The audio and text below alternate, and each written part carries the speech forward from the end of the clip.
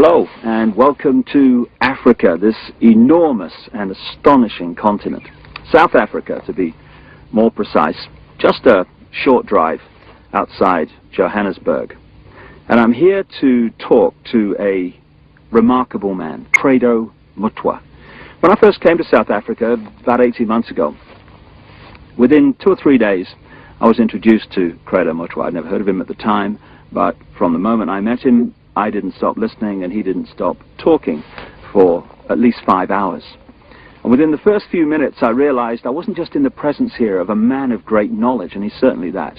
I was in the presence of a genius, a unique human being. And Credo Mutwa is without doubt the most incredible man it has been my honor to meet. Credo is what some people around the world call a shaman, and some deeply, deeply ignorant people call a witch doctor. And to give him his official title, he's a Sanusi in the Zulu nation.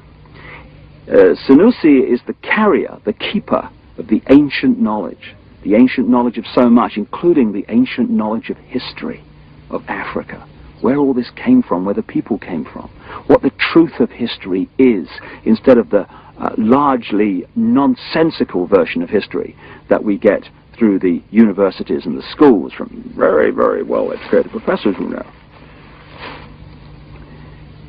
There are only 2 Sanusis left in South Africa. Credo is one. And that's terrifying, because it means the true version of the history of this continent is dying. It's being lost to this official nonsense that we're told is history, but is absolute garbage. History has been rewritten, and the people who can put that history together again are going out of this world as they age and are not replaced. So you're about to have, as I have, the enormous privilege of hearing this man talk and seeing his knowledge preserved for as long as the electronic medium exists. He is the official storyteller and keeper of the history, the knowledge of the Zulu people. But you know, knowledge is a very dangerous thing when you're trying to hold people down into a mind prison, you're trying to manipulate them, you're trying to control them. And so people like Credo Mutwa, who have the knowledge to rewrite history and therefore rewrite the present, they are very dangerous people to those that wish to control and suppress. This man has had endless threats to his life, endless attempts on his life, right up to the last few days.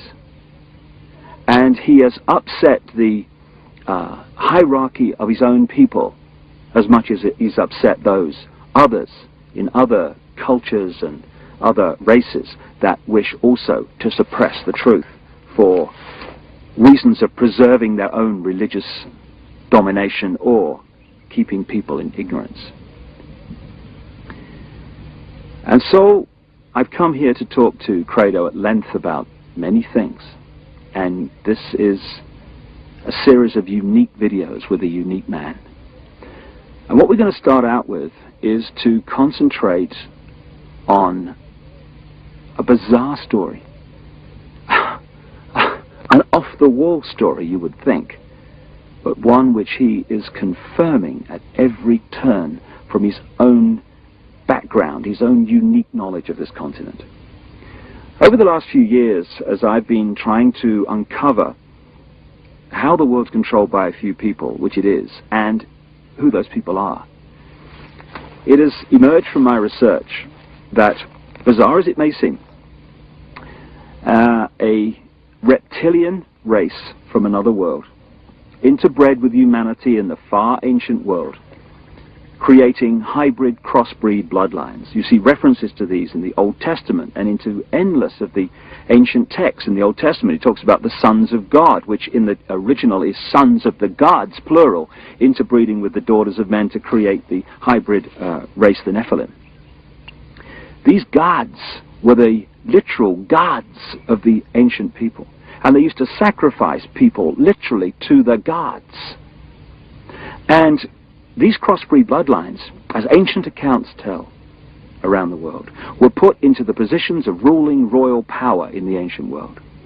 And then, as is happening today, when you do the genealogy of the ruling families and the ruling positions of power in the world, be they the 42 presidents of the United States up to Bill Clinton, be they the British royal family, be the aristocracy of Europe, any of these key ruling elites, the top of the banking system, the top of the global business system, you hit the family lines which go back to these same ruling lines of the ancient world, royal lines, that the ancient accounts say were the crossbreeds between humanity and these reptilian gods. In other words, a reptilian extraterrestrial race has been controlling planet Earth for thousands of years to this day and putting its genetic compatible bloodlines into the positions of power as presidents, prime ministers, banking leaders, business leaders, etc. And this explains so many things, where we get the divine right of kings from, the divine right to rule because of the bloodline, the genetics. Why these ruling families of the aristocracy and the royal families have always incessantly interbred with each other, just as the Eastern establishment families of the United States do, that produce so many presidents and banking leaders and administrators of government in the United States. And astonishingly, bizarre as I keep saying, and seemingly ridiculous as this story may be from our conditioned perspective of life and reality, when I started talking to Credo Mutwa from his African experience and knowledge of the most staggering depths and variety, he tells exactly the same story that I have uncovered around the world, exactly in great detail. And if Africa and the world is ever going to be free, and we are, then they have to listen to this man. And they have to listen now. I started out by talking to Credo about the origin of the knowledge that he is about to share with us for the first time in so many cases. Because this is the knowledge that only initiates normally get. But as Credo says, the world needs to know this. And so, this is a unique video. And this is a unique man. And like I say, I asked him first about the origin of the knowledge that he's about to pass on. When the white man started destroying our religion, when he started demonizing our gods, when he started ridiculing what we believed in and actually using educated Africans to destroy that ancient African religion, in many parts of Africa, say, our ancient religion went underground. And there were, call them secret societies, all over South Africa and Central Africa and East Africa and West Africa, where this knowledge was stored and kept by aging guardians, many of whom did not know that in other parts of the land there were other guardians who were doing exactly as they were doing. Now, when I first became a Sangoma, I was already, say, a person of education. I had entered school as a child of 14 years. And when I became a Sangoma, I was a youth of 16 years. And what my aunt and my grandfather, as well as my maternal grandmother, taught me shook me to the core of my soul. I found that the mission schools had been teaching me lies about my people all along. Missionaries had told us as children that the only light came to Africa with white people, that before the white men came, we black people had no idea about God. We had no belief in a life after death, and that our people were just a race of savages who used to lie around in the sun, womanize, fight, and drink beer every day. I was suddenly awakened to the fact that Africans had in fact been far greater intellectually than the missionaries were willing to give them credit for. That like the white men, we had astrology, astronomy, we had surgery. In fact, I found that Zulu surgeons in the early years of the 19th century and the 18th century and even beyond could perform operations which white surgeons were not capable of operating. And the more I learned about my peoples, the more I wanted to learn. And when my initiation under my aunt Mina and my grandfather Zigo had ended, I wanted to know more and more and more. And sometimes I had to pay a ghastly price in order to gain this knowledge. In one place, here in the northwestern Transvaal, my teachers found that I was really uncircumcised. And they told me bluntly that if I wanted to be a member of this secret society, I had to undergo circumcision. And I did, and it was screamingly painful, I assure you, because it was done with a clasp knife,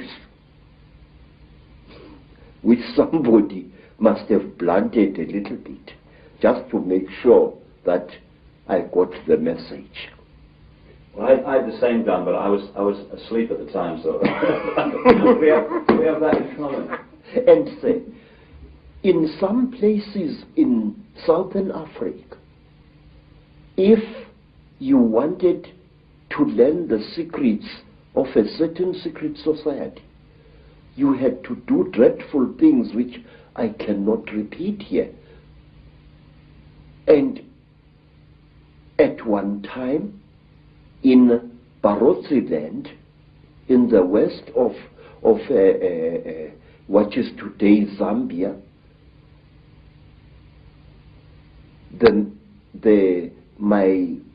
my teacher said, look, how far are you willing to go in order to become one of us?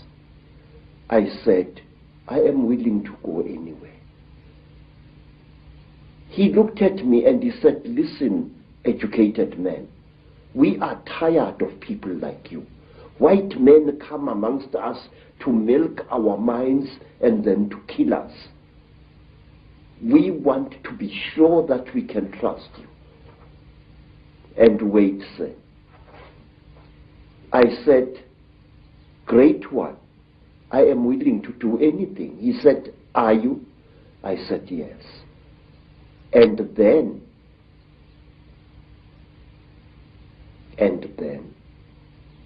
they went into a graveyard, and from there they removed the hand of a corpse, dead 2 days, and they brought it and they challenged me to cook it and eat it.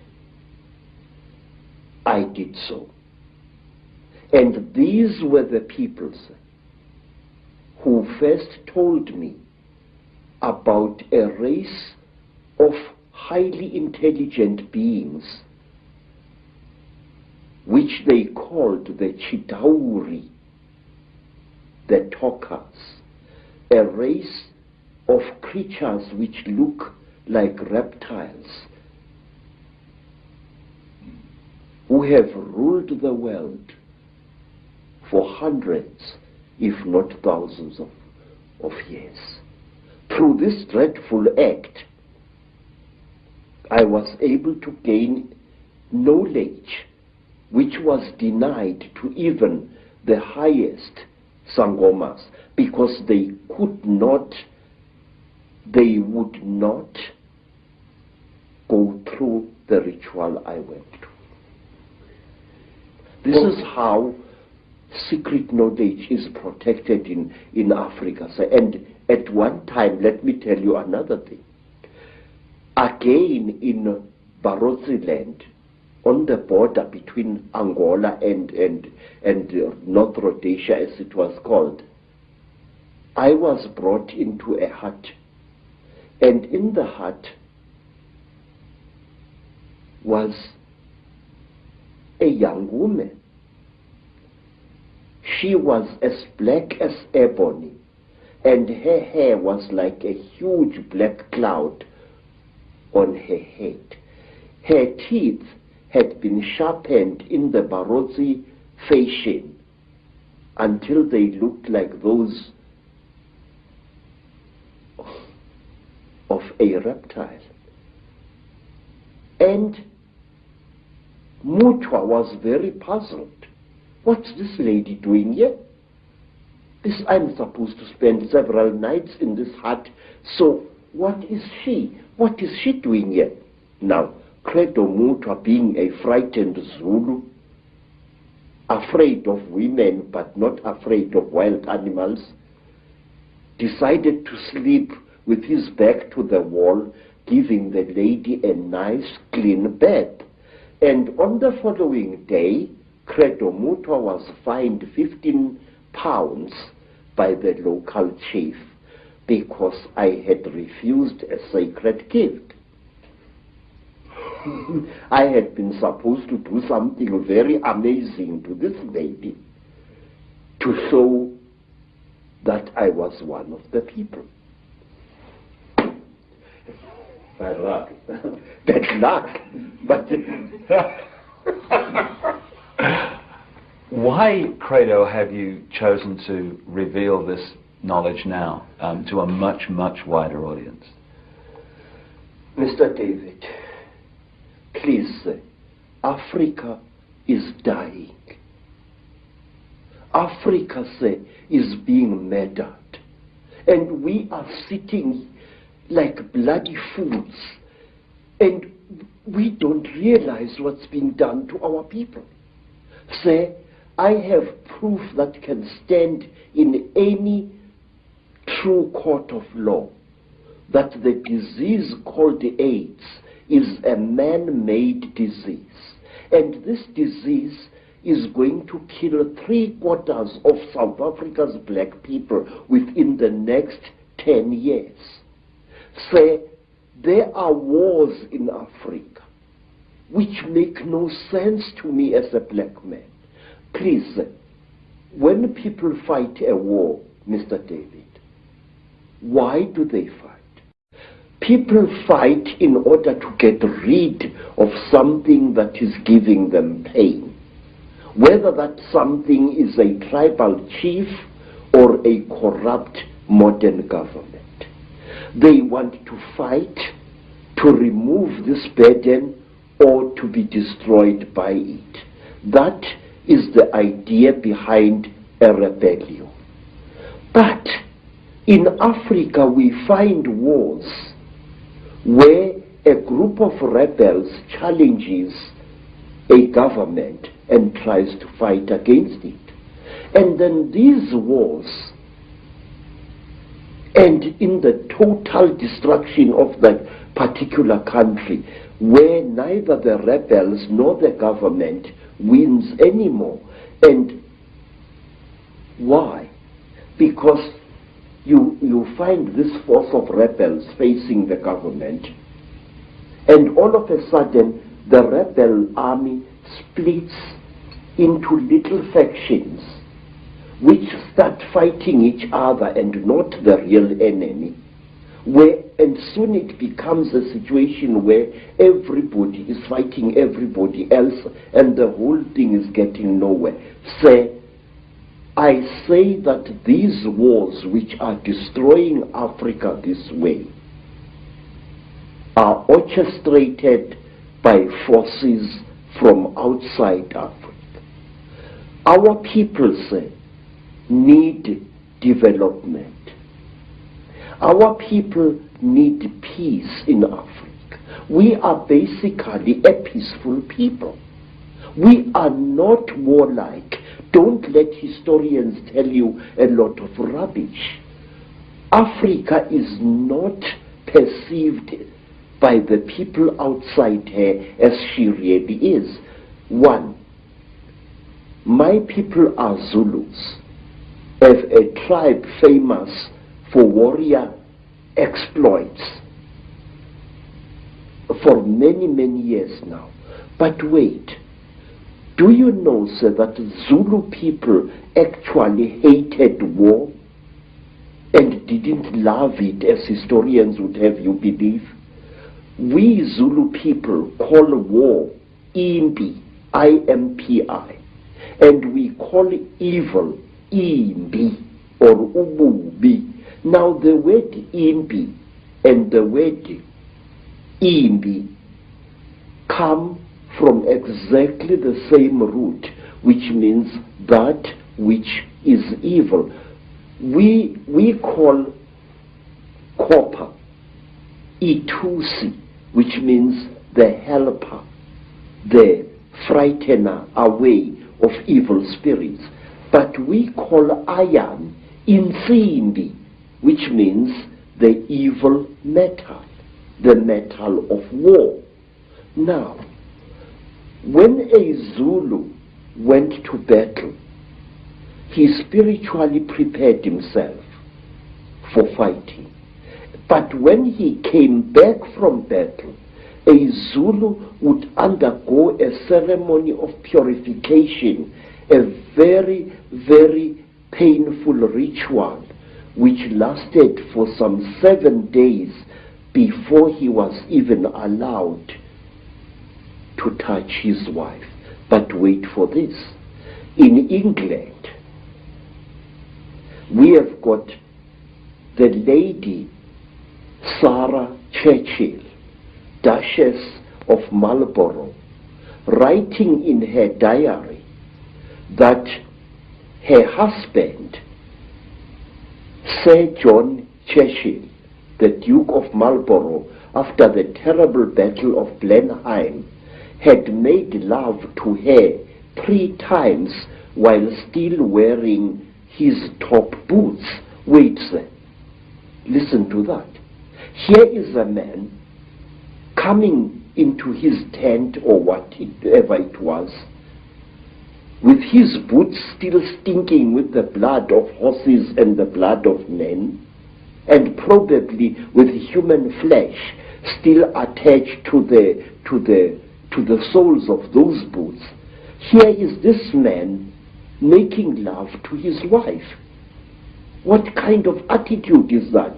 That a man would come smelling of death and destruction to desecrate his wife in 3 torrid sessions? We never did that in Africa.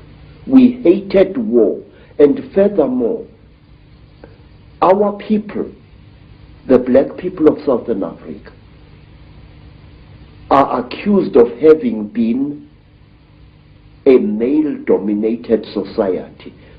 Absolute bloody poppycocks. Zulus were a female-dominated society. And if you want proof of that, ask yourself, who killed King Shaka? who planned Shaka's murder, two women, twins, Mama and Mkabai, Shaka's aunts, who was the greatest advisor of King Shaka. His mother Nandi, she used to plan every one of Shaka's military campaigns right down to the last detail. So, everywhere in South Africa, our word for great also means female, but that is something we shall discuss at another time. So, Africa is being murdered, and a race of people which once founded some of the world's greatest civilizations is being cruelly exterminated, and our politicians appear to be hypnotized as like a little antelope hypnotized by a python. Don't our leaders know what is going on in Africa? I'm going to talk, sir. I'm going to talk, and I'm going to reveal and damn the consequences. I am not a brave man, but it's high time somebody stood up and exposed the conspiracy around Africa and her people. So let's start looking then at the force that is the common theme through all this history to the present day that's been manipulating these highly malevolent, highly destructive situations. My own researchers around the world has certainly focused in on the fact that there is a force not of this world, shall we say, that is the common theme. What is your experience and your knowledge of an extraterrestrial involvement in the history of Africa?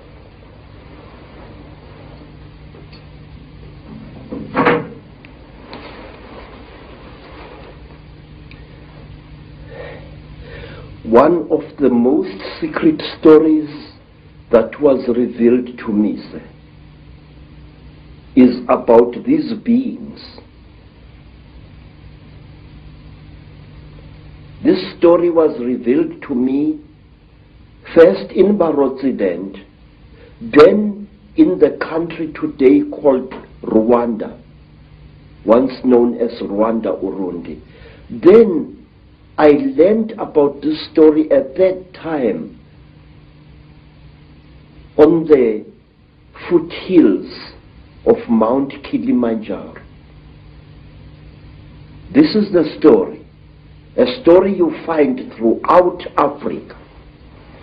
There was once a time when the blue sky was invisible, when the whole world was covered with mist, when you could not see the sun as it is now. You only saw it as a splash of white light moving slowly across the sky. At that time, there was an eternal drizzle every day of the year. At that time, people could not see the stars. People only saw the trees growing, trees which were very, very big. There was no desert at that time, only jungle everywhere where you were. At that time, sir, people were what we call in Zulu, Ngubili. A human being was both male and female in one body. And out of the sky, one day, came terrible objects. They were like gigantic bows made of huge gleaming gold. They were shaped like bows without strings, and they were bigger than the biggest mountains. They came out of the sky bringing great noise, black smoke, and fire with them. And out of those huge objects came them. At that time, sir, human beings could not speak. We had no gift of language at that time. And people had, however, great mental power. A man would go into the bush and, using the power of his mind, actually call out an animal which he wanted to hunt and kill for his children. And the animal would appear and kneel down before the man, and the man would kill the animal and take it home. But when the Chitauri arrived in Africa, they told our people that they were gods and that they were going to give us human beings great gifts on one condition: we had to worship them and accept them as our creators. Some told our people that they were our elder brothers and that this earth had produced them generations ago. And they said they had come back to the green womb of their mother and that they were going to make us into gods.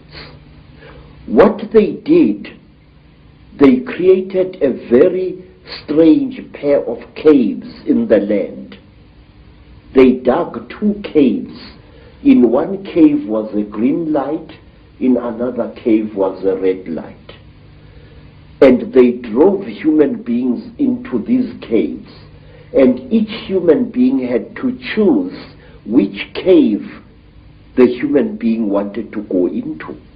And those who went into the green cave came out as women.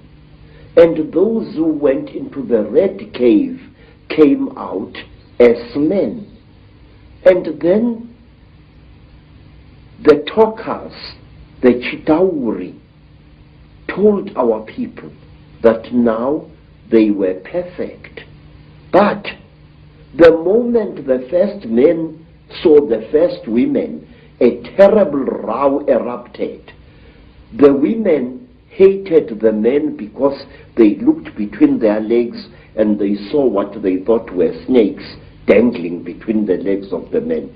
And the men hated the women because they looked on their chests and they saw these big things. What they were, they did not know.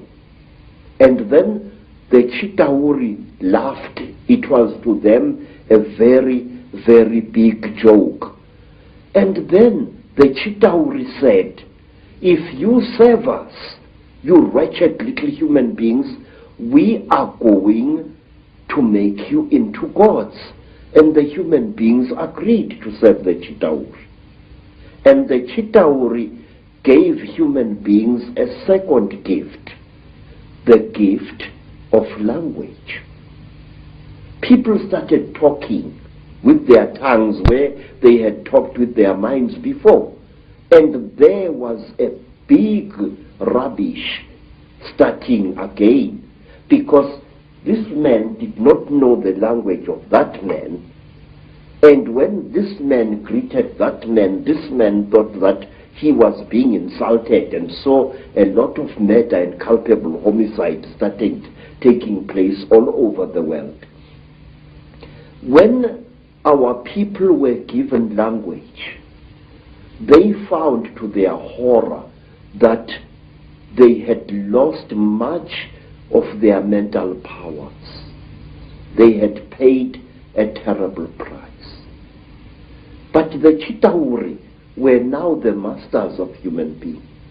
They made them, the human beings, to go into holes in the ground and to mine metal, gold, copper, tin, all kinds of metal. The Chitauri forced our people to mine. And the people were very unhappy because they couldn't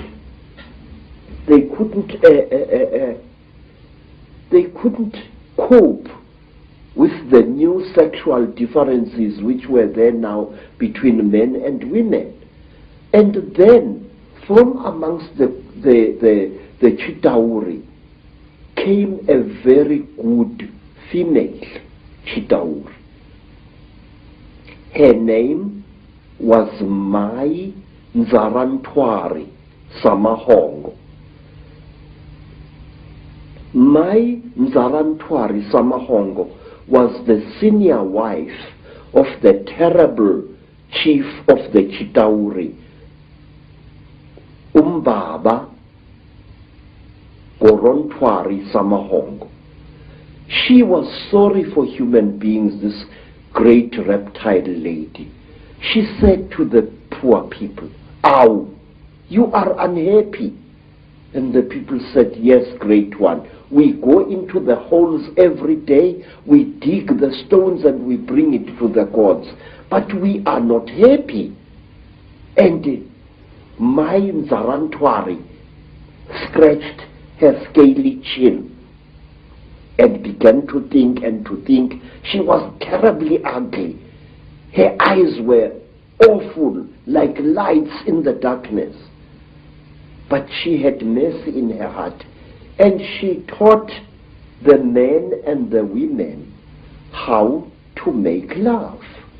And she said, "Look, we divided you into males and females. Now this action is going to bring you together." But it did not, because anyone who receives a gift from the Ntwari, the children of the python, is always in trouble. What happened was that when one guy slept with his wife, he didn't find her much, so he went to steal another guy's wife, and there was a big remorse, as we say in Afrikaans, starting. So men started stealing each other's wives and each other's girlfriends, and women started stealing each other's husbands, and there was a big nonsense in the land. And King Umbaba, the terrible lord of the Ntwari, the reptile people, said, "Look what you've done, you stupid old woman. Now these people, they are making such a noise. Listen to all that screaming in the bush. They are busy making love there, and our gold is not being dug, and you are responsible for this." Nzarantwari thought and thought and thought and thought, and then she got a plan, and she said, "I will make them stop. When they make love to each other, the female is going to get pregnant. And when she is pregnant, the male is going to leave her alone, and that noise in the bush will not be so disturbing to you, my lord." And Umbaba said, "You had better. There is no production here." And so all the women in the world was pregnant, and Umbaba was furious with his wife. And so it went on and on, until one day Nzarantwari activated a black hero called Mweru. And Mweru challenged the great chief of the serpent people to a fight, and he cut off the royal penis of the king of the snake people, and that caused a big war. Mweru ran away, but Umbaba, the terrible chief of the people, caught him and arrested him and brought him to his village. And there the great chief Gorontwari Umbaba said, "Look, you cut off my thing, and I have replaced it with one made of gold, and I can't make love to my wife anymore. You think too much, you wretched little human being." Now Umbaba had a terrible nail in one of his hands, a claw, and with this claw he drove the claw into poor Mweru's nostril, making a terrible hole into his brain, and he started drinking Mweru's brain, and then he threw away the corpse. To this day, sir, we believe that the people, the Chitauri people, they eat human brains. And strangely enough, scientists have found skulls where the human brain has been removed and eaten by someone or something. Well, hearing you speak here, so many things come to mind. First of all, you're saying that telepathy was the key form of communication before the Chitahuli, the reptilians came. Yes, sir. And I guess it's like a muscle. When you use it, it gets more sensitive and more powerful. So the more you use your telepathy, the more powerful your mind got. And then when language came, it almost brought us into this three-dimensional world and disconnected us from that mind power that we had before. Yes, sir. And it's also interesting that the story that you talk about, the language being given, and then the different languages being given. And of course, that turns up in the Old Testament, in the Bible. It turns up in stories all over the world about the fact that we were divided by language, so we couldn't communicate. And as someone who publishes books, I know today how difficult it is to communicate through books when you've got endless different languages. So it's been a brilliant form of control for a long time. Yes, sir. Even now here in South Africa, today, sir, black people prefer to speak to each other in English if they belong to different tribes. And they have even, over the many decades, black youths have even created a lingua franca of their own, which we call Tsotsi language, which is a mixture of African words and Afrikaans words. They do this in order to bridge the incredible language gap which exists between black people in South Africa. Let me show you an amusing thing, how different languages are. The language of the Xhosa people of the Eastern Cape is very similar to Zulu, but certain important words in the Zulu language, good words, are viewed as obscenities by the Xhosa people. For example, in the language of the Zulus, an ancestral spirit is called Idlozi. But if you use that word to a Xhosa, he says you are using a dirty word, because to them, Idlozi means sexual desire. And in the language of the Zulus, maize meal, is known as impuphu. But in the language of the Bapedis, maize meal is called bupi, and if a Zulu uses the word impuphu in front of a Bapedi woman, she feels that he has insulted her, because in the Bapedi language, impuphu means a woman's sexual organ. And in the language of the Mashonas, in the language of the Zulus, a mother is called mama. If I say my mother, I say mama wami. But in the language of the Mashonas, the people of Eastern Zimbabwe, the word mama means to sit down and have a crap. So one day when I said to my Mashona hosts, ngikhumbule umama, which in Zulu is, I remember my mother, I'm missing my mother, the Mashona gentleman immediately took me and directed me to his pit latrine at the back of his house. Because in the Mashona way, mother is mai, not mom. So you see this terrible difficulty, this subtle problem of language is a very big obstacle to communication in Africa. So we designed languages. There's another language called Fanagalo.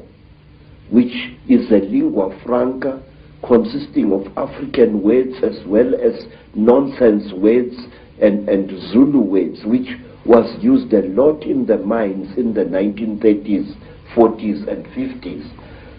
So to bridge this great language gap, we have created artificial languages in Africa, but today English is the preferred language of communication. Some say we should learn French, also another language of communication in Africa. Some of the problems of language can be funny, but it is the same situation, the divide and rule, that is actually, in other expressions, created this tremendous turmoil in Africa and other places in the world. Yes. And we're looking, from my research, and staggeringly hearing you talk, you're saying exactly the same as I've come across. It's incredible confirmation that a reptilian race from another world has been behind the manipulation of humanity for a very, very long time. Now, what do these Chitahuli actually look like, the reptiles?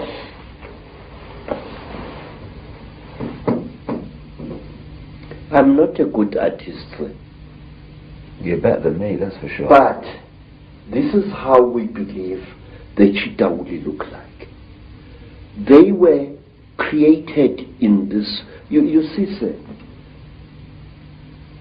you white people say that there are alien beings on this earth. No, you are wrong. The earth in which we live has produced 24 different races during its long existence. Please, this is how a Chitauli looks like.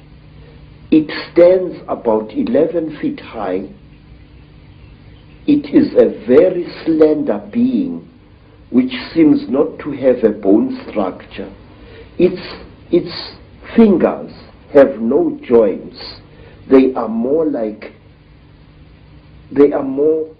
as if the bones in here were flexible.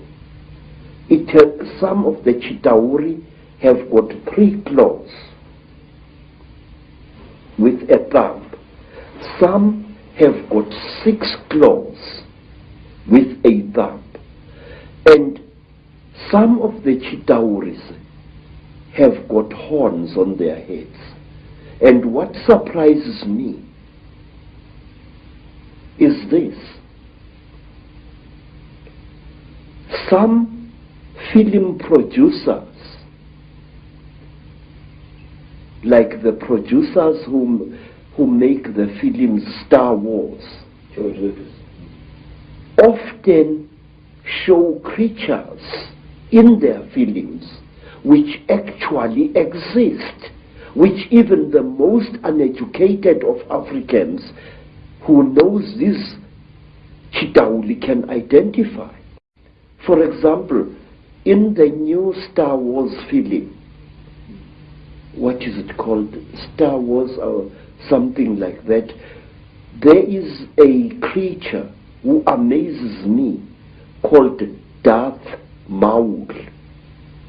Darth Maul is a red and black being with a ring of small horns right round his head. That is exactly what the Chitauli look like. Some have got ordinary heads without any horns on their heads. These are the lesser Chitauli. But the royal Chitauli have got a ring of sharp horns all around their heads. And the very high Chitauli, like their king, Mubaba Samahongo, they have got very long horns which grow this way. Not that way like a bull, but this way like certain antelopes. Now, I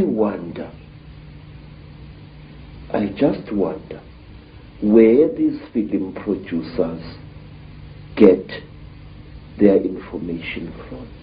And in one strange film, which my student called me to come and watch, the thing called Stargate 2. Mm-hmm. And in that film, there was a creature, a very slimy, cream-colored creature with heavy wrinkles on its face. It was a spitting likeness of Mubaba Samahongo, the terrible emperor of the Chitauri. Well, clearly there's a tremendous amount of knowledge of what's been going on and what is going on, which comes out symbolically through films and areas of communication like Hollywood. But the thing that I'm totally stunned the more I talk to you about this is because I've been all over the world having people give me descriptions of seeing reptilian type figures, particularly people in positions of power in the world, changing into a reptilian figure and coming back again. And what they describe seeing is exactly what the knowledge of ancient Africa talks about seeing. We're talking about the same people there, which is an astonishing confirmation. And the eyes is something that keeps coming up being described. Yes. Tell me about the eyes of the Chitahuli. Say, a warrior Chitauri has got eyes like a snake. These eyes are yellowish with split pupils and they glow in darkness. So if a Chitauri, a warrior Chitauri, one of the lesser classes, is hiding in a cave, you can see its eyes burning. But a royal Chitauri has got 3 eyes. It's got the yellow eyes, which glow in a strange, almost ice-like way, like jewels, like certain types of yellow jewel. And then they have got an eye in the center of their foreheads, an eye which doesn't close up down like a normal eye does, but which closes from side to side and which opens this way. Now this eye of the Chitauri is the eye that kills, because it can knock a man down just by the fire, the glare that comes out of it. Is this where the a constant recurring theme of the evil eye comes from? Yes, yes. In fact, Mubaba, the emperor of the Chitauri, who is said to be still alive today, Mubaba has got a central eye. His other 2 eyes were stitched shut by a jealous wife. But his killing eye, the Samahongo, the terrible red eye, opens. He can even open it like this. Mr. David, I would like to share a little thing with you. It is this: the best way to protect an evil thing is to deny its existence. And if you talk about things such as the Chitauri, if you talk about things such as the Mandinda, there are many people who say to you, rubbish, this thing does not exist. Now, in this way, this great evil is protected by being denied. One day in my long travels through the world, I was in New York, in that place called Harlem, and I saw a graffiti on a wall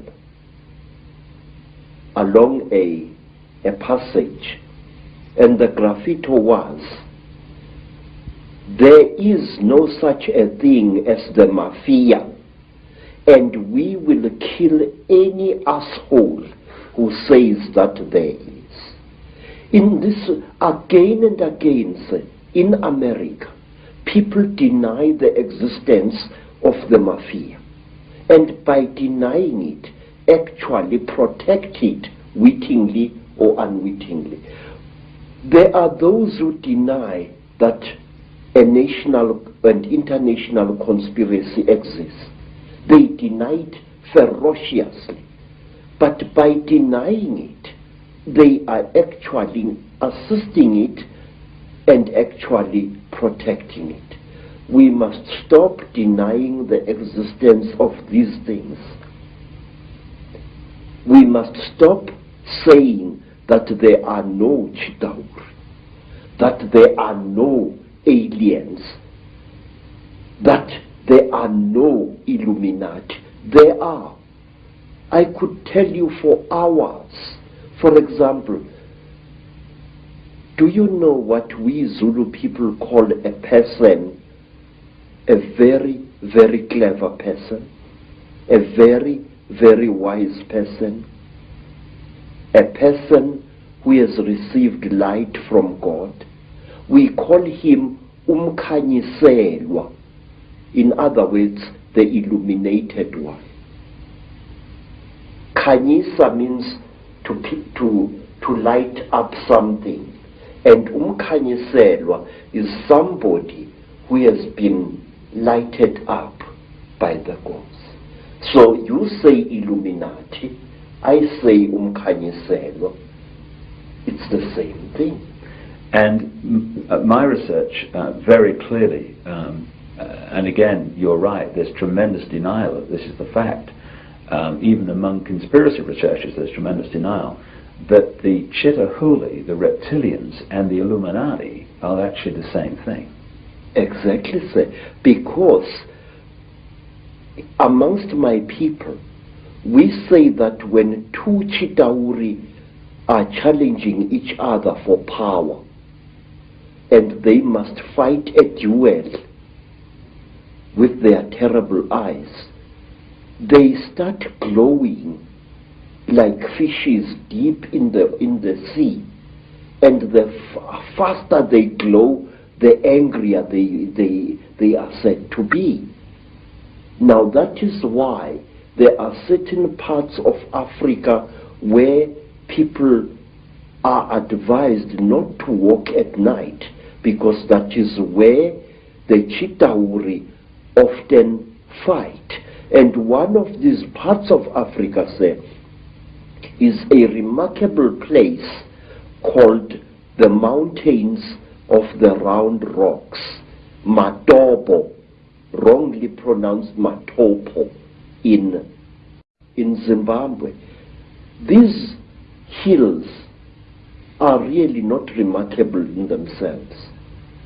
These hills are said to be the one place in Africa where the Chitauri have been seen. And these hills is where Cecil John Rhodes lies buried, but there is more. You must visit this place at one time.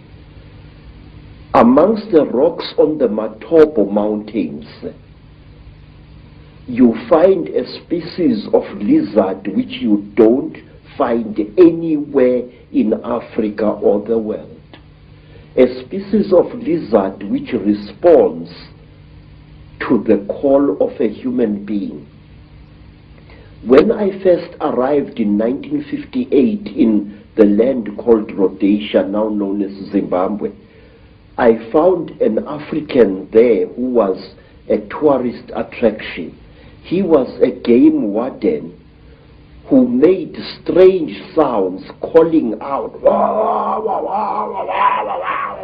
and as he called out, these strange lizards, the only type of lizard anywhere on earth which responds to the human voice, used to come out of cracks and out of holes in the ground and to gather around this African.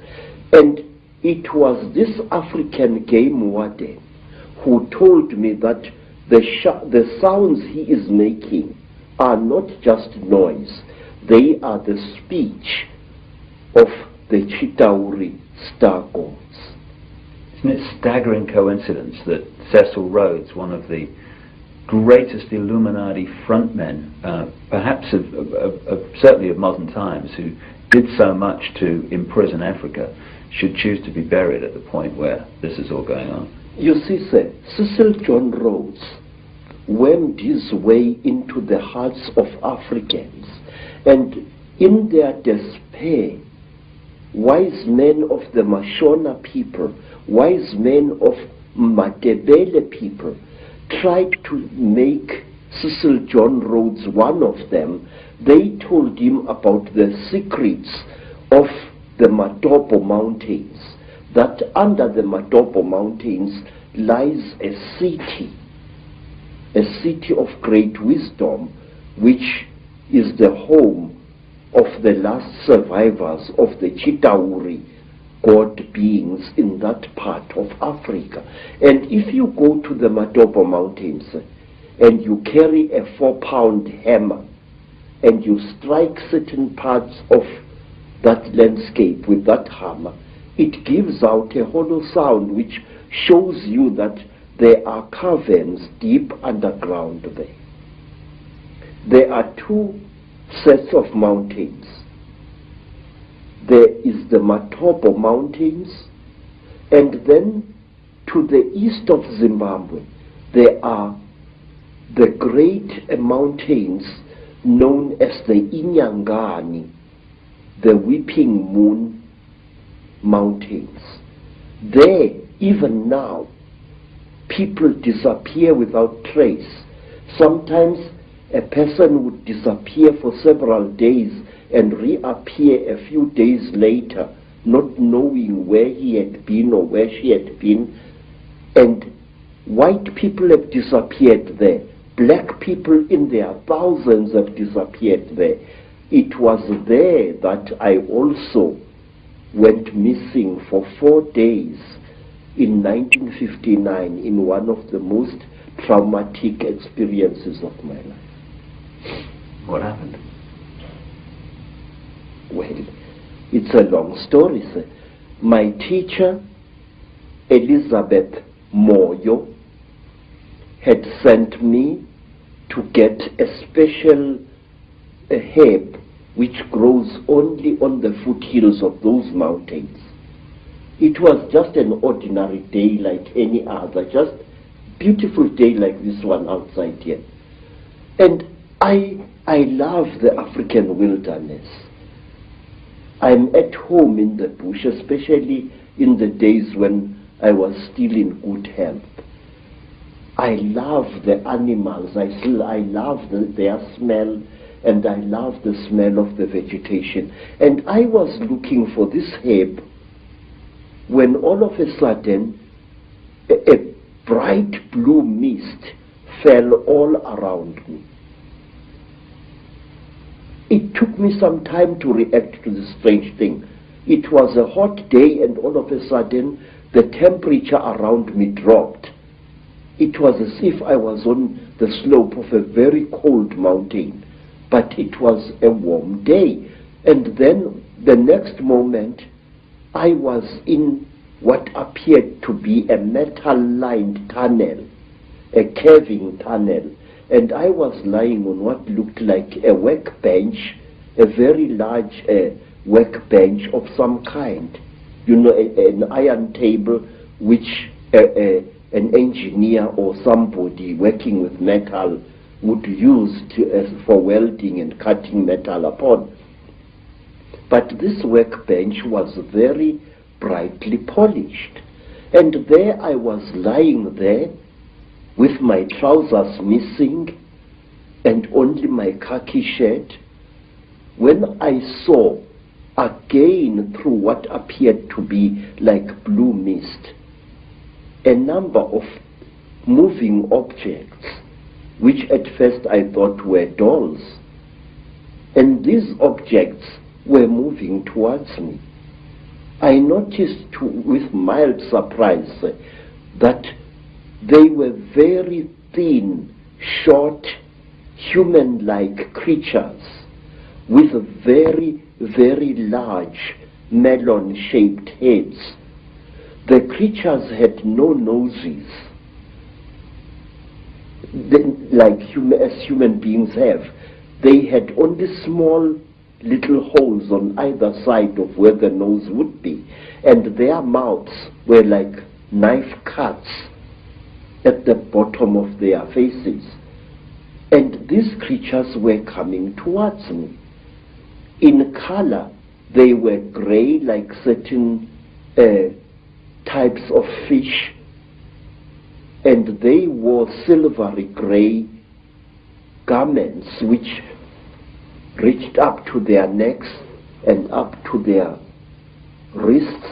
I couldn't see whether they were wearing boots or not at that time. And while I was looking at these creatures, I suddenly was aware that something was above me, standing there, and I looked up straight into the face of one of them, a much taller one than the others. And this creature was wearing a garment like a tight-fitting overall without any buttons or anything, which reached up to its neck, but its wrists were bare. I noticed that the creatures had very long fingers. Its fingers had and each of its fingers had an extra joint, and it ended in a claw, a black claw like that of a chicken or a certain kind of bird, and that its thumb was not here, but here in the middle of the hand. And this thing was standing above my head and looking down at me, and I was looking at its eyes, which were very strange indeed. It was as if it was wearing plastic goggles over its eyes. I could see its eyes inside these tinted goggles, and it had holes on either side here, but it had no nose as I have. Its jaws were very small, and its mouth was a slit with tiny little scale-like things where its lips should be. And the creature carried a horrible smell on it. I can't describe that smell. It was a metallic, chemically smell which seemed to combine the smell you would smell when somebody is burning brass or copper, and a very ugly chemical smell, these two smells combined. And this creature was looking down at me. I was frightened, but I could not move. And the next thing I knew was a terrible pain on my left thigh. It was as if somebody had just stabbed me right to the bone. I screamed and I tried to jump away, but my body was inactive. I could not move. I was not tied to any chain. I was not chained to the top of this table. There was no belt tying me, but I could not move my body. And when I looked down at what was happening, I found that one of the shorter creatures had driven something very painful into my left thigh. And then, while I watched, horrified, the creature pulled out this thing, and I saw that it was like a pencil made of shining metal with what appeared to be a flexible cable at the back. And before I could do anything, my head was seized by the creature above me. It caught me on either side of the head like this. And then a third creature drove something into my right nostril here. It was as if I had been shot. The pain was so terrible, sir, that I screamed and screamed. Blood filled my mouth, blood spattered out of the nostril, and the creature did not seem to care. I was stupefied. The pain was so intense, so terrible. And then, quietly, brutally, the creature pulled out the thing that it had stabbed me in the nose with, and blood flowed into my mouth, out of my nostril, and I was choking. And then the big creature coldly turned my head this way, so that blood came out of the mouth, and which gave me some kind of relief. And after what seemed like an eternity of pain, the creature brought something out of somewhere which looked like an old-fashioned tea strainer in appearance, and it put this thing close to my nose. And then I seemed to drift away, and the pain subsided. You know, sir, it was torture so intense that even now I can't describe it. And then something else happened. A fourth creature started rummaging between my legs, and it pulled out my organ of manhood and stuck something into that. It was very strange, but I wasn't feeling any pain now. But I could feel the flexible cable moving inside me, right into my body. And then, I can't describe it. It was as if my seed was being sucked out by this small, bright, flexible cable. And then the creature just pulled it out. I screamed and I cried and I screamed, but I could not move. And then something happened which to this day still amazes me. After the creature had pulled out the flexible cable from my organ, the creature just stood there looking at my organ. And I was so terrified that I urinated, and accidentally urinated against the chest of the creature. It jumped away as if I had shot it, and it stumbled backwards. But its face didn't show any expression. Its mouth didn't even open, but the way the creature reacted, trembling all over, it was as if I had really hit it, but it was wearing this kind of garment. And after that, I was left alone, except for the big creature which stood to my right side this time, with its arms folded, looking down at me.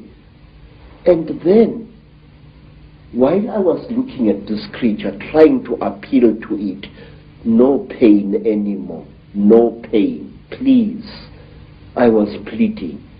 Pictures suddenly flooded my mind. Pictures of buildings sunk in a red lake of water. Buildings rotting away. Buildings that appeared as if they had been bombed. And cities sunk in terrible mud. Trees sticking out like rotten ghosts, trees without leaves, without branches, sticking out of the mud as if they had been poisoned. I saw visions of this. And then, through an entrance which I had not seen before, came a strange and terrible beings. It was exactly like this. It was tall, made entirely of metal, with burning eyes and a snout. It didn't do anything. It just moved and came to stand at my left side. It didn't touch me or anything like that. It just stood there, making a strange humming sound. Wow, wow, wow, wow, wow, wow, like that. And then, from behind this metal creature, there appeared another creature. It was so radically different from the grey creatures in that it looked exactly like an earthly human being. It had a pink skin like that of a white woman. It had golden hair, and its ears were definitely pointed like those of an animal. Its eyes were slightly slanting. They were pale, pale blue, and never once did they blink. It was like this, nude, and there was a tail-like appendage at its back, which was very visible as it walked away after it had done to me what it did. What this thing did, it climbed over me and made love to me. And I noticed that unlike normal women, its breasts were set too high in its chest, and they were very, very hard in appearance. And that here, the pubic hair as well as the hair in the armpits was a fiery red, as if it had been dyed. And this thing didn't even blink. Its eyes were just like this, looking at you as if there was no liquid in the eyes. Just an unblinking, terrible stare. And it was a small creature, about the size of a 16-year-old girl. But it was very, very heavy as it sat on top of me. And there was no emotion in that whole nonsense. There was no, I just... And then the creatures took me out of that room after the metal creature and this pink creature had gone. This creature took me out of that room, assisted by another one, and they pushed me along a corridor which curved slowly in that direction, towards my right. And there I was shown many things which even today I don't understand. I was shown little versions of this creature swimming in huge cylinders made out of what looked like glass, in a pinkish liquid, like ugly little frogs inside the liquid. They looked like aborted human fetuses. They were very, very terrible and disgusting. And then we came to another room, and there I saw a number of people undergoing the same torture that I had undergone. One particular person whom I passed very close to was a white man, definitely a European, with a yellowish beard and moustache and long, straggly blood-crusted hair. This man looked into my eyes and I looked into his eyes, and we were so close we were as I went past him. Then, to cut a long story short, I found myself in the bush again. But I was wearing only my shirt. My boots were gone, and so was my trousers. So I took off my shirt and wore it around my waist as a loincloth. And I started traveling, not knowing really in which direction I was going. Then I came to a track, and I walked along that. And some time later, I saw people coming towards me. It was a group of young men and young women, Mashona people, and they were going to a trading store, I later learned. I asked them where Elizabeth Moyo's homestead was, and they directed me to it. But they kept a safe distance away from me. And later I learned why. I was carrying a horrible, non-human smell upon me. When at long last I came to Mrs. Moyo's village, all the dogs in that place went hysterical. They came at me in a pack, wanting to tear me to pieces. And only the villagers managed to save my life there. Mrs. Moyo asked me where I had been, and I said I did not know. And then she said, I know you had been taken by the little ones. I said, yes. I cannot understand. She said, you must not try to understand. You were chosen by the gods as a living sacrifice. So don't even try to talk about this. But how could I not talk about it? I wanted to understand what had been done to me, by whom and why. Even now, sir, I still want to understand what it was all about. And many years later, I met a remarkable white woman, Elizabeth Clara, a famous South African woman who had worked for British intelligence during the war, and who, we are told, had been impregnated by a being from the stars, Icke. I asked Elizabeth what was the meaning of the strange thing which was done to me, because since that time I had come across many black people, well over 200, who had been through the same torture as I. I had come across many black as well as Cape-colored women who had been mysteriously impregnated by the same creatures that I had gone through the hands of.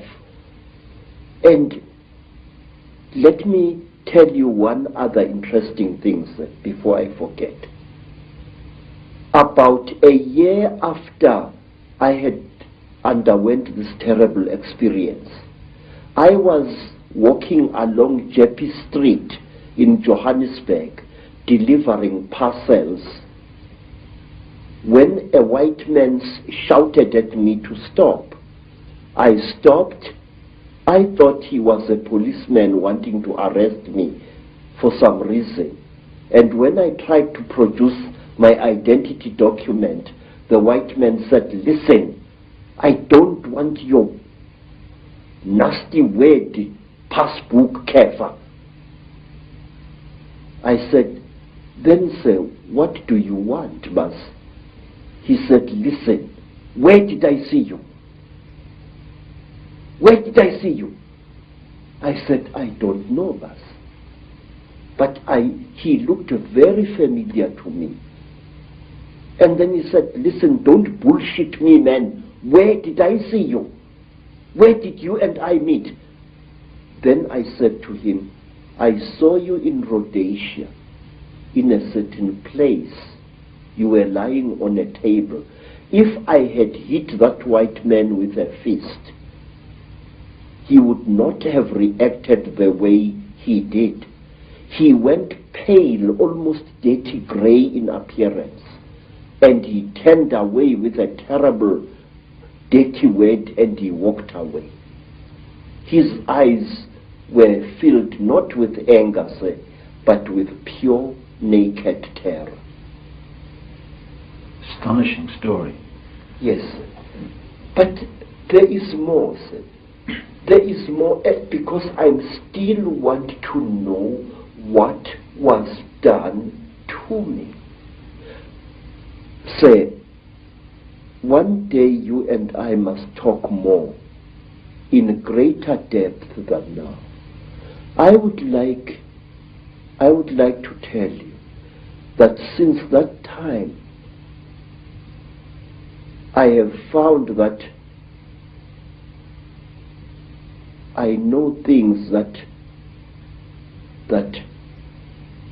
a man of my standard of education shouldn't know.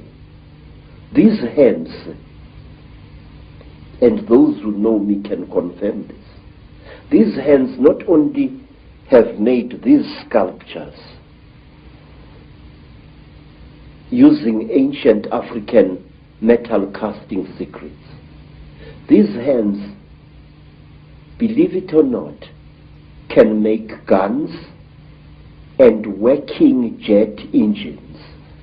And one day I wish you to come back to South Africa and I will show you one of these things. I know things which I shouldn't know, and it started at that time.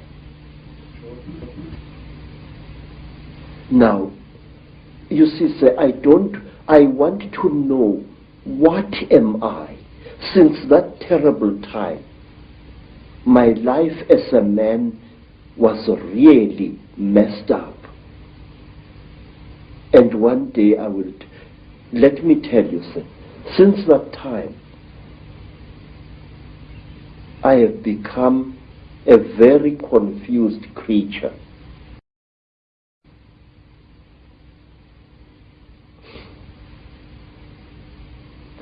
It's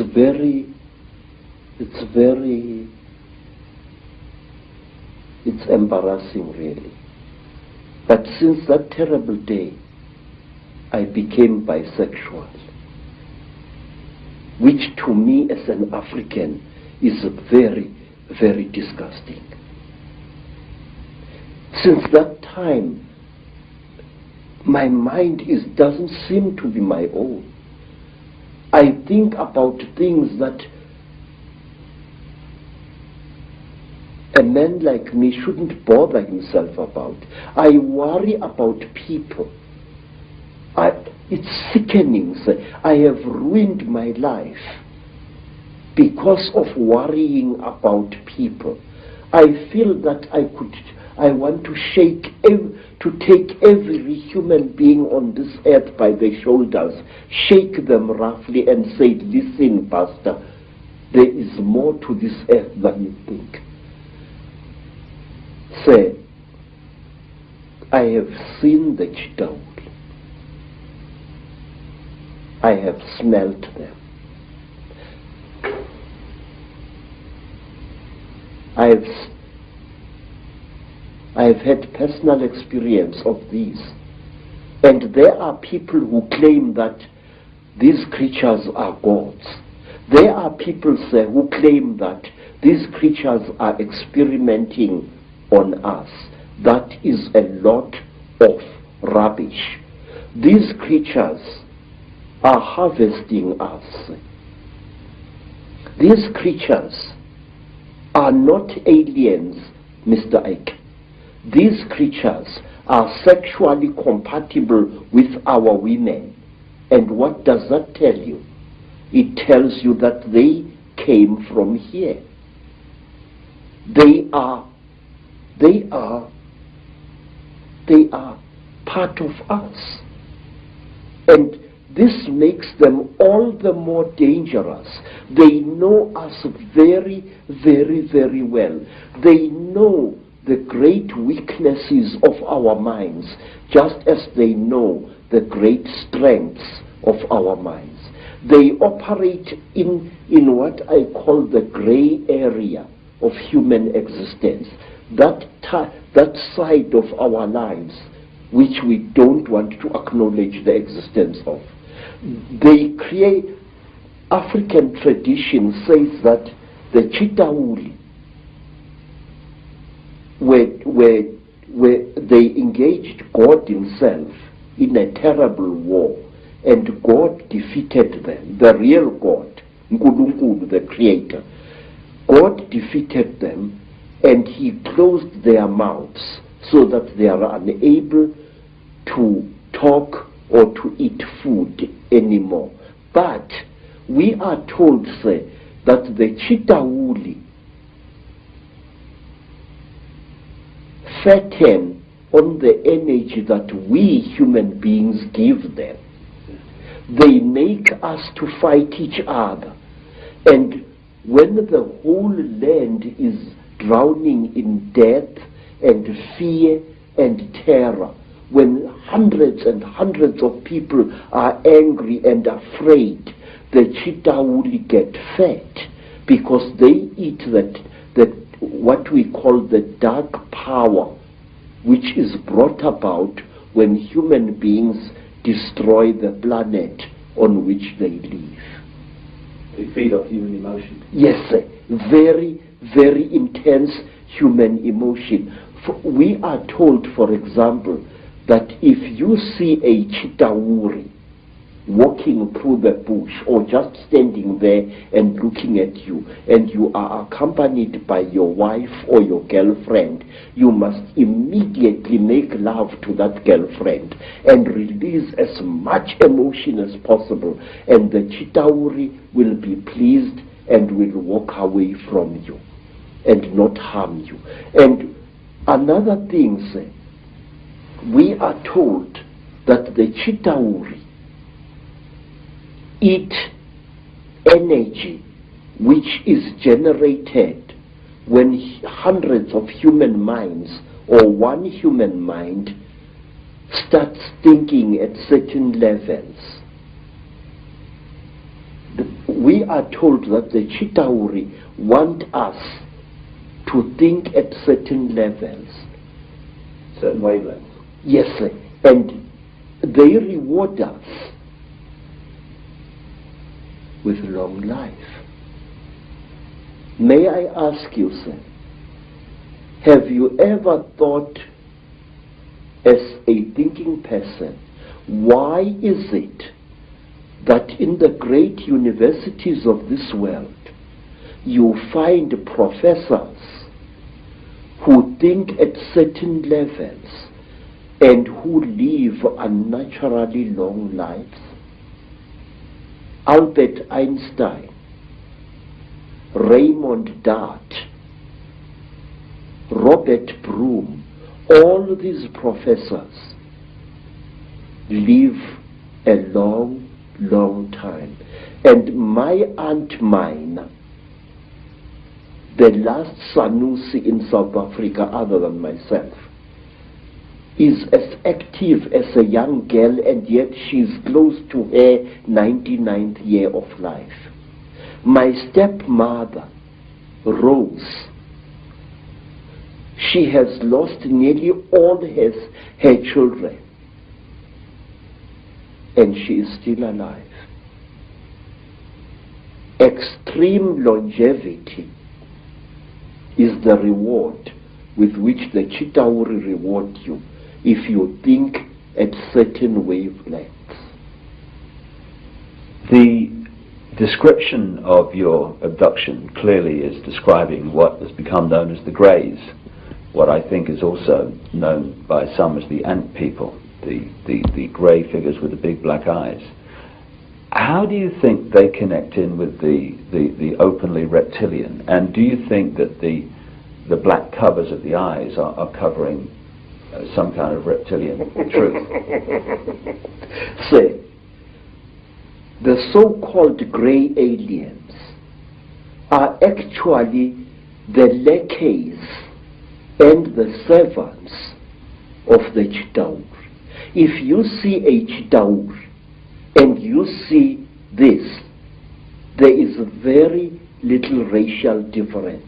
In fact, I will even go so far as to say this, that these creatures are actually the offspring of the Chidaur. The way they gather substances from human beings and from animals,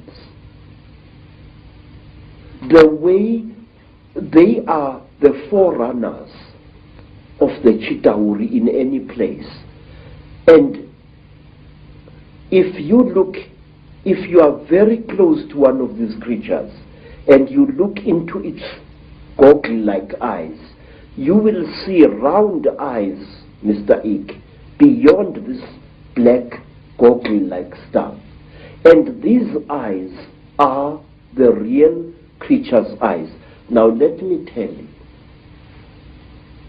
there is in Lesotho a very strange mountain, a mountain called Leribe, Leribe.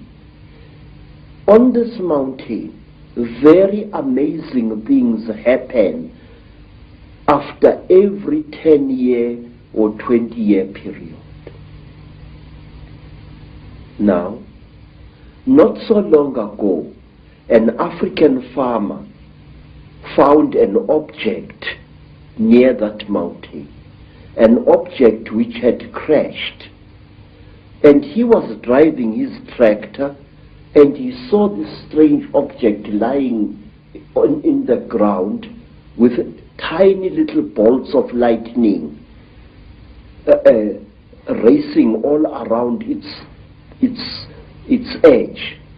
And the African walked up to the object, and when he wanted to touch it, a strange power struck him and sent him sprawling on his back to the ground. The African got onto his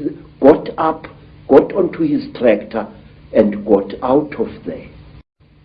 What the African had seen had been a crashed UFO, a flying saucer. He described it very amazingly.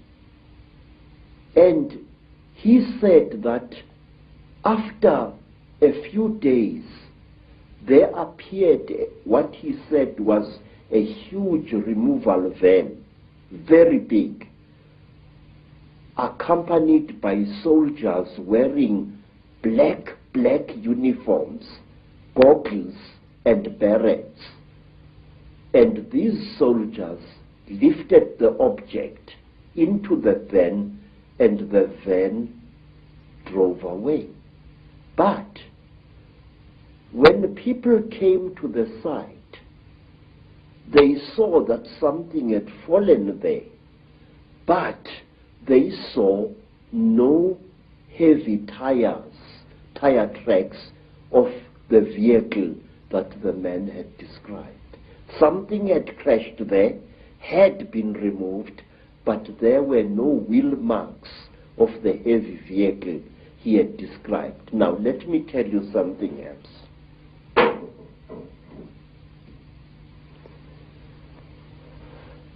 It was in 1958. In fact, I think that the incident I'm going to describe to you, sir, is somehow connected to what happened to me in 1959. I'm sure of it. A friend of mine in Lesotho called me. He said that he had something very important, and that we had to share this.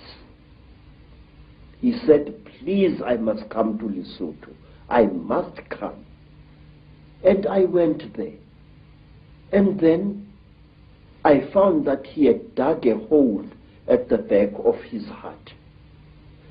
And he asked me that he and I and his second wife should go into this hole on the night to come, and there to share something very, very holy.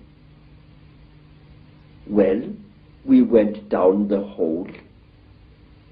We used a broken ladder, and there inside the hole, we ate small pieces of something. He told me to chew these things very thoroughly, as they were quite hard. I still had teeth in my face at that time. And I chewed and I chewed and I chewed and I chewed. But I noticed that what I was chewing was some kind of dry substance, and that it had the same taste that you would feel in your mouth if you sucked a copper penny. It had that coppery taste, like as if you were sucking an old copper coin. And then we left the hole and we went into his house. And on the following day, we all became terribly ill, very, very ill. Our skins erupted into a rash. It was very, very painful. It was very, very itchy. We bathed with urine trying to take the itching away, but it failed. We bathed with sheep dip, and it failed. And in the end, I could no longer breathe at all. My tongue appeared to swell many times its size. And then I got so sick I could barely open my eyelids. The skin was itching like mad, and I could barely breathe. And as the days went by, it was about a week, but it seemed like 100 years, slowly the rash subsided. And my skin began to peel, as did my friend's skin and the skin of his wife. We were very, very, very sick. And when I could speak, I asked him, what was the thing that you gave me to eat? This is the thing that has made us so sick. Why did you do this, my friend? He said, look, what we shared was something that can only be eaten while you are hiding in a hole. And that thing is the flesh of a god. I said, God? He said, yes. I said, but I am sick now. He said, wait, you'll recover. You either die within 2 days or you recover. Now we are going to recover because we are still alive after 2 days. Mr. Icke, I can't describe to you what happened next. I wish you to imagine, sir, you are sick, weak, and feverish. Suddenly, you get stuck, staring, raving, laughing mad. We started laughing. Ha ha ha ha ha ha ha. It was utterly incredible. What had made us to What had caused the laughter we did not know, but we laughed for hours, all three of us. And then, when our jaws couldn't laugh anymore, a new thing happened. My friend's eldest daughter gave us all water. And when I drank that water, my sense of taste was so heightened that I was utterly shaken. Ordinary water from a mountain spring tasted like, I don't know, like what? Like wine, like something out of I don't know where. My taste buds must have been souped up somehow. And then another feeling, which I cannot describe, fell over all of us. It was a feeling as if we were one with the entire universe. When I looked at a tree outside my friend's homestead, it was as if that tree was a multicolored living rainbow. When I looked at the mountain far away, my sense of sight was so intense that I could see colors beyond colors. I can't give you any other description. And then say, afterwards, I was very weak, but with a monstrous appetite.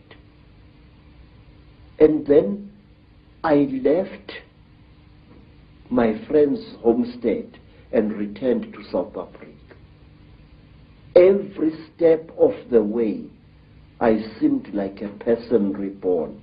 It was a feeling that no words can describe.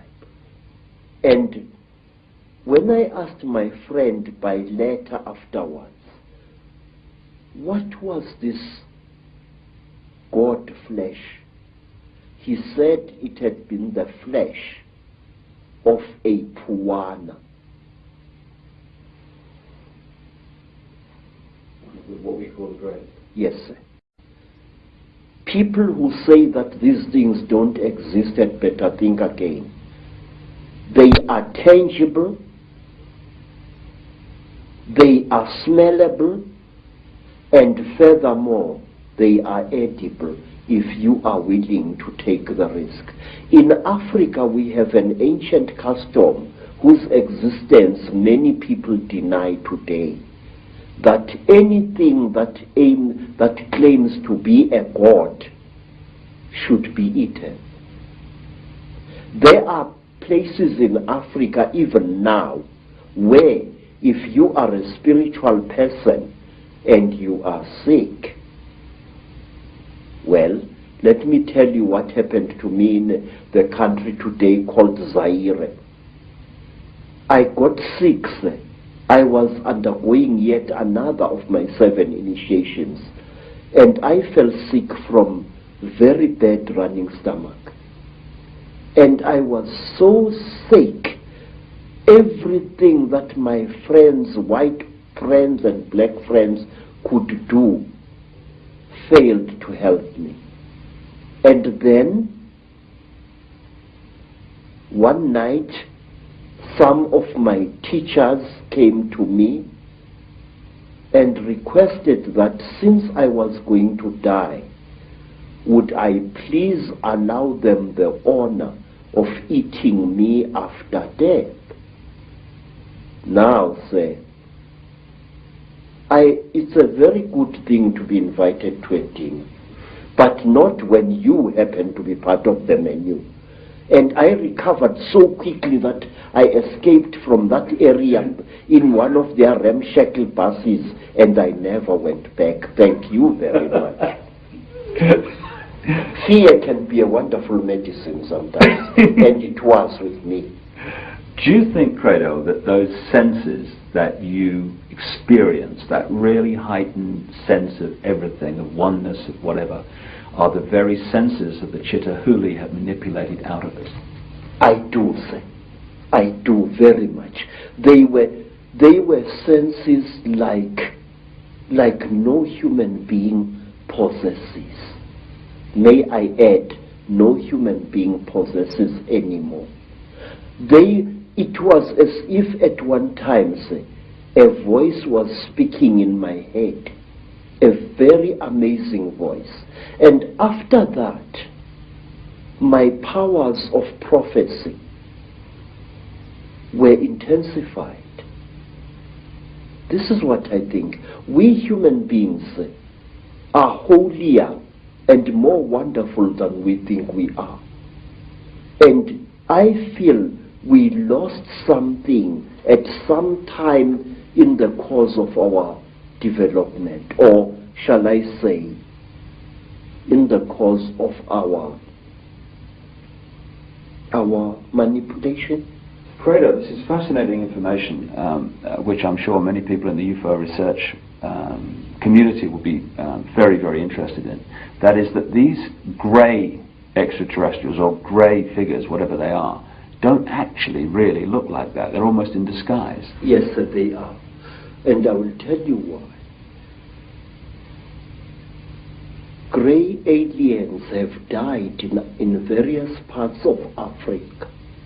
They have been killed, and they are very, very quick to recover the bodies of their friends which have fallen out of their crashed spacecraft. But sometimes African sangomas steal these bodies before they can be recovered. And believe me, sir, I have heard and I have seen that butchering a corpse of one of these creatures is extremely hard work. What you think is the skin of the creature is actually a tight-fitting costume that the creature is wearing. Under this grey costume, the creature, say, is pinkish white, like a freshly skinned animal, and its eyes are round with split pupils. These are goggles which the creature is wearing. Now, how do I know that? In order to dismember a creature like this, incidentally we call them mandindane in Zulu, which means the tormentors, the torturers. In order to dismember a creature like this, you need a brand new axe from the trading store, a heavy axe sharpened to a razor's edge in order to cut through the creature's skin. The creature's skin, say, is not adhering to the flesh.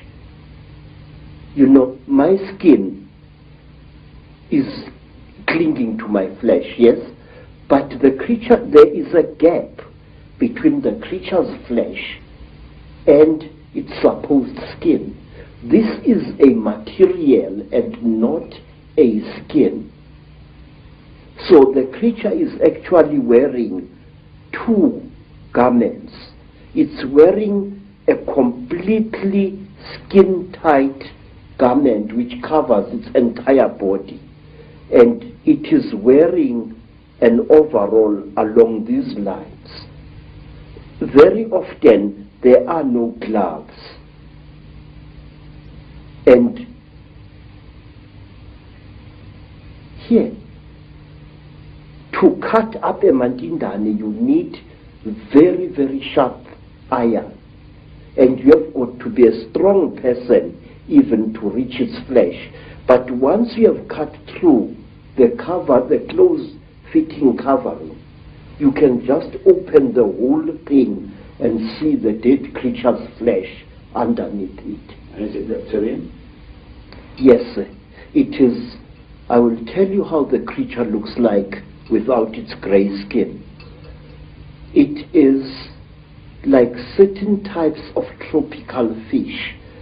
It's like the belly of that type of fish that is fried in South Africa to make fish and chips. That grey fish, that long grey fish, the texture of its real skin is like that, but the blood vessels are very close to the surface.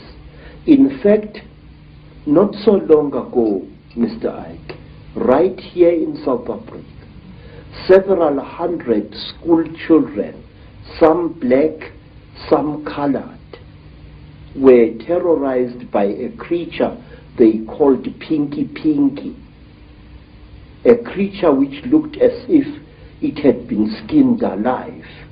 That was a Mantindan without its skin or costume.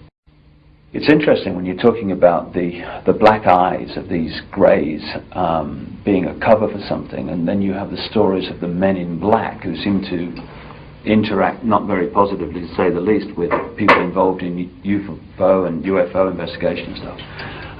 And these men in black have these black goggle-like sunglasses, which are almost a mirror of the same. Exactly, sir. But let me tell you that over the last 100 years or so, the men in black have become westernized, in Africa at least. In old Africa, if you killed a Mantindan, one of these, you were visited by terrible beings who wore long black robes made of animal skin and deep hoods over their heads.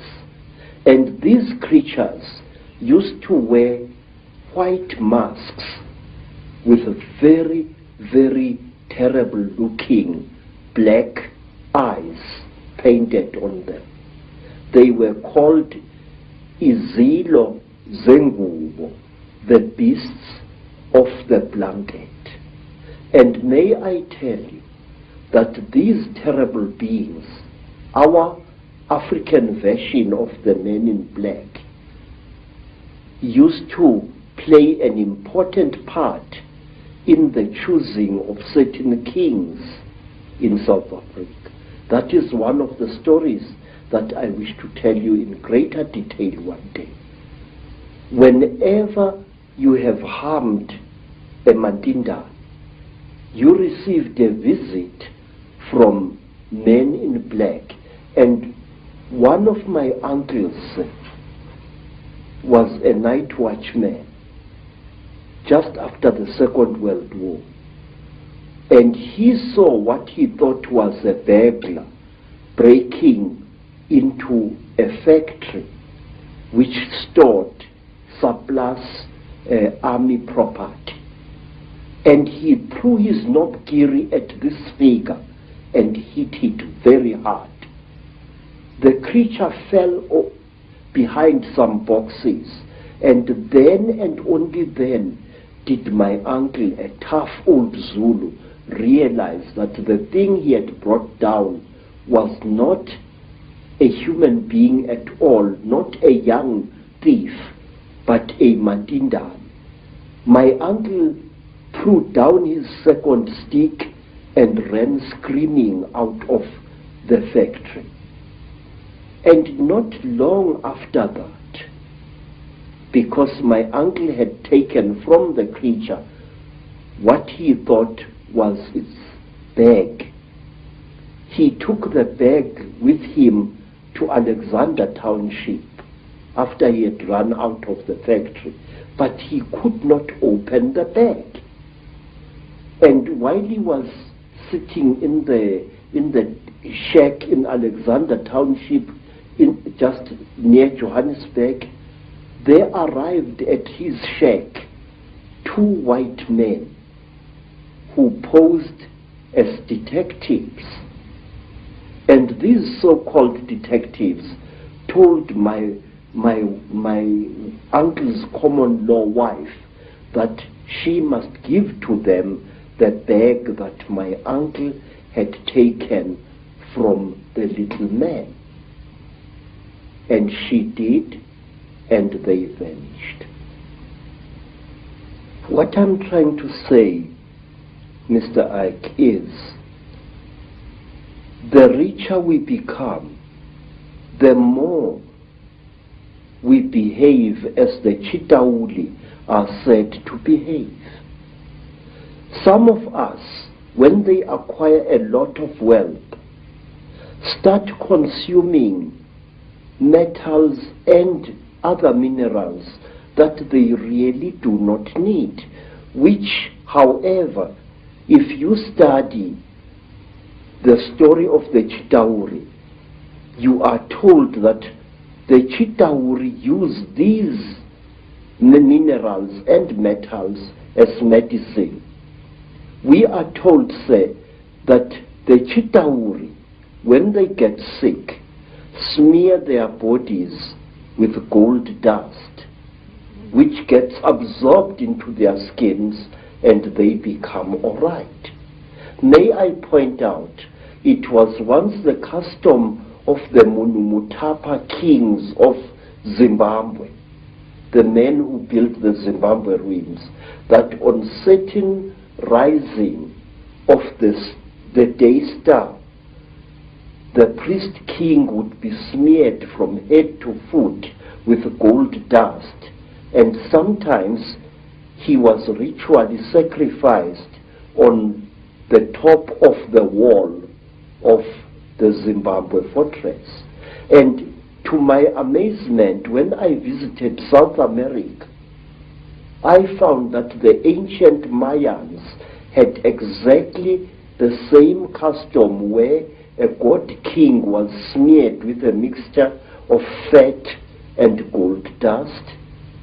And I know from my own research that the Maya people and the Central and South American people have a massive accounts and legends of the same reptilian gods. Yes. The thing is, if you read the ancient stories of our people, or you listen to them spoken by the storytellers, you find that we human beings are somehow programmed to alter the world in which we live and render it uninhabitable to ourselves. We are told, say, by the griots of Nigeria, by the griots of the Dogon people, that at one time, a few thousand years ago almost, the entire Sahara Desert was not a desert at all. In fact, photographs have been taken of the certain parts of the Sahara from high up, which show ancient irrigation systems where there is now wind-blown desert. Questions: are we being used as instruments for the destruction of our own species? I say yes. The wealthier a person is, the more like a Chitauri he or she behaves.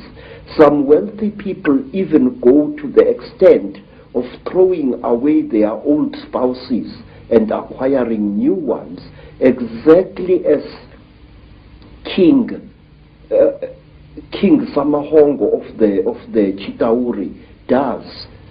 He kills and eats all his wives when they can no longer make love to him properly, and he acquires new ones. He killed and ate 36 of his wives over a long reign, and only one wife was cunning enough to keep out of his clutches. You see millionaires divorcing their wives and acquiring new wives.